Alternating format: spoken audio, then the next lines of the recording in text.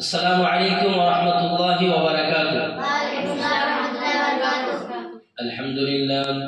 الحمد لله وكفى وسلام على عباده الذين اصطفى. أما بعد فأعوذ بالله من الشيطان الرجيم.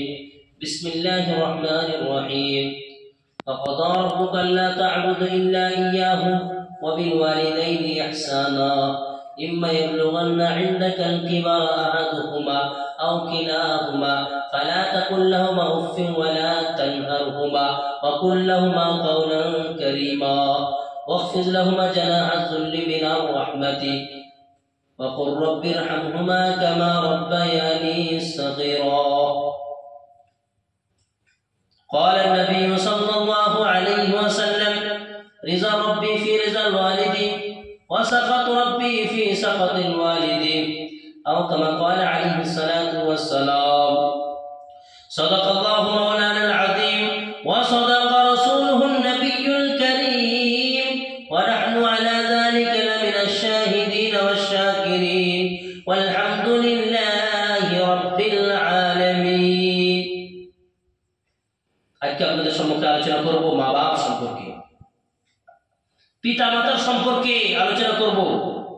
আল্লাহ তাআলা সূরা বনী ইসরাঈল মধ্যে বলেন, ওয়া কাদা রাব্বুকা আল্লা তা'বুদু ইল্লা ইয়াহু, তোমরা প্রথমত তো আমার নির্দেশকে মেনে নাও, প্রথমত আমার নির্দেশকে তোমরা মেনে নাও, আমার হুকুমকে মেনে নাও।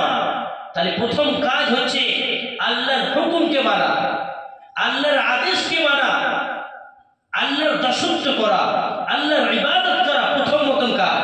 যেটা আল্লাহ তাআলা বলেন, ইন্নানি আল্লাহ লা ইলাহা ইল্লা আনা ফা'বুদুনি, অবশ্যই অবশ্যই আমি আল্লাহ, আমার ছাড়া কোনো ইলাহ নেই, কোনো মাবুদ নেই। ফা'বুদুনি, অতএব আমারই ইবাদত করো, আমারই দাসত্ব করো, আমারই উপাসনা করো। প্রথম মতন আল্লাহ বলছে আমার নির্দেশকে মেনে নাও। তারপরে দ্বিতীয় হুকুম কার? ওয়া বিল ওয়ালিদাইনি ইহসানা, মা বাপের সঙ্গে ভালো ব্যবহার করো। আল্লাহ তাআলা কোরআনে কারীমের মধ্যে বিভিন্ন জায়গায় বলেন, ওয়া বিল ওয়ালিদাইনি ইহসানা, ওয়া বিল ওয়ালিদাইনি ইহসানা, ওয়া বিল ওয়ালিদাইনি ইহসানা। মা বাপের সঙ্গে ভালো ব্যবহার করো, মা বাপের সঙ্গে ভালো আচরণ করো, মা বাপের সঙ্গে ভালো ব্যবহার করো। কারণ মা বাপ হচ্ছে এত বড় সম্পদ। আমরা দুনিয়াতে যে এসেছি মা বাপের মাধ্যমে এসেছি, এজন্য মা বাপ বড় সম্পদ, মা বাপকে মানতে হবে। আল্লাহ বলছেন প্রথমত আমার নির্দেশকে মেনে নাও। তারপরে দ্বিতীয় নির্দেশ হচ্ছে মা বাপের সঙ্গে ভালো ব্যবহার করো। আমরা বেশিরভাগ মা বাপ যখন যুবক থাকে, খালি জওয়ান থাকে, তখন ছেলেরা বেশি কষ্ট দেয় না। মা বাপ যখন বৃদ্ধকালে পৌঁছে যায়, ছেলেরা বেশিরভাগ মা বাপকে কষ্ট দেয়। ওই জন্য বৃদ্ধ সম্পর্কে শব্দ ব্যবহার করলেন, ইম্মা ইয়াবলুগান্না ইনদাকাল কিবারা আহাদুহুমা আও কিলাহুমা। মা বাপের মধ্যে একজন অথবা উভয়জন যখন বৃদ্ধকালে পৌঁছে যাবে, মা বাপের মধ্যে একজন অথবা উভয়ে যখন বৃদ্ধকালে পৌঁছে যাবে, ইম্মা ইয়াবলুগান্না ইনদাকাল কিবারা আহাদুহুমা আও কিলাহুমা ফালা তাকুল লাহুমা উফ, তাদেরকে উফ শব্দটা বলো না।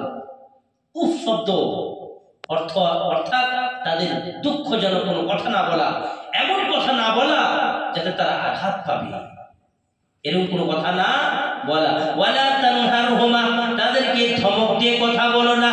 কি করে কথা বলতে হবে? ওয়া কুল লাহুমা কাওলান কারীমা, তাদের সাথে বিনয়ের সাথে কথা বলো, নম্রতার সাথে কথা বলো। ওয়াখফিজ লাহুমা জানাহা যুল্লি মিনার রাহমাতি, দয়ার বাদল তাদের জন্য বিছিয়ে দাও এবং তাদের জন্য দোয়া করো। চাই মা বাপ জীবিত থাক, চাই মা বাপ মারা যাক, আপনারা সকলে দোয়া করবেন, রব্বির হামহুমা কামা রব্বায়ানি সগীরা।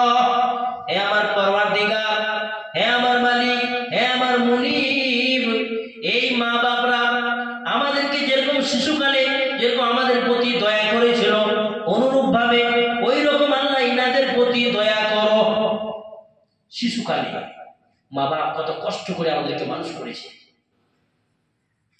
কত দয়া তাদের ছিল, সেরকম আল্লাহ আজকেও তাদের ওইরকম অনুরূপ ভাবে ওইরকম ভাবে দয়া করো আল্লাহ।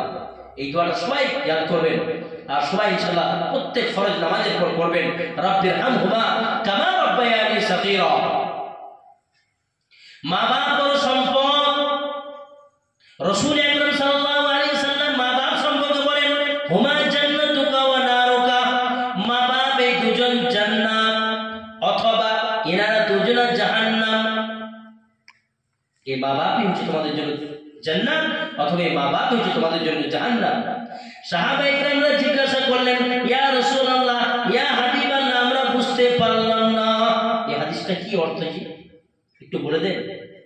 বললেন যারা মা বাপের ইতাআত করবে, মা বাপের কথা অনুযায়ী চলবে, মা বাপকে অনুসরণ করবে, মা বাপকে যারা মানবে তারা জান্নাতের অধিকারী। যারা মা বাপের নাফরমান হবে, মা বাপের কথা অনুযায়ী চলবে না, মা বাপকে মানবে না, মা বাপকে কষ্ট দিবে, তারা হয়ে যাবে জাহান্নামী। তাই এনারা দুজনে হচ্ছে জান্নাত অথবা এনারা দুজনেই জাহান্নাম। ওই জন্য আমার প্রিয় ভাই সকল, আমরা মা বাপের ইতাআত করব, মা বাপের কথা অনুযায়ী চলবো, মা বাপকে মানবো, এনারা হচ্ছে জান্নাতি। প্রিয় ভাই সকল, রাসূল আকরাম সাল্লাল্লাহু আলাইহি সাল্লাম বলেন, রিজা রাব্বি ফি রিজাল ওয়ালিদি ওয়া সাকাত রাব্বি ফি সাকাতিল ওয়ালিদি। আল্লাহ তাআলার সন্তুষ্টি থাকবে যখন মা বাপ সন্তুষ্টি থাকবেন, মা বাপের সন্তুষ্টিতে আল্লাহর সন্তুষ্টি। মা বাপ রাজি তো আল্লাহ রাজি। মা বাপ যদি অসন্তুষ্ট থাকে আল্লাহ অসন্তুষ্ট থাকবেন। মা বাপ যদি নারাজ থাকেন আল্লাহ নারাজ থাকবেন। ওই জন্য মা বাপকে খুশি রাখুন, তাহলে আল্লাহ ইনশাআল্লাহ আল্লাহ খুশি থাকবেন। আল্লাহকে পেতে গেলে মা বাপের ইবাদত করো, মা বাপের কথা অনুযায়ী চলো, মা বাপকে মানুন। যেহেতু মা এত বড় সম্পদ, রাসূল আকরাম সাল্লাল্লাহু আলাইহি ওয়াসাল্লাম বলেন, আল জান্নাতু তাহতা আজদামিল উম্মাহাত, এই মায়ের পদতলে হচ্ছে জান্নাত। সন্তানের মায়ের পদতলে জান্নাত, মায়ের পায়ের নিচে জান্নাত। তাহলে মায়ের কথা অনুযায়ী চলবো। বাপ হচ্ছে, অন্য হাদিস আছে যে বাপ হচ্ছে জান্নাতের দরজা। দুজনে দরকার। ওই জন্য আমরা সকলে মা বাপকে মানবো, মানবো তো ইনশাআল্লাহ। মা বাপকে মানবো, মা বাপের কথা অনুযায়ী চলবো, ইনশাআল্লাহ কামিয়াব হয়ে যাবো। কেন কোনো মা বাপ চাই না ছেলের খারাপই, কোনোদিন কোনো মা বাপ চাই না।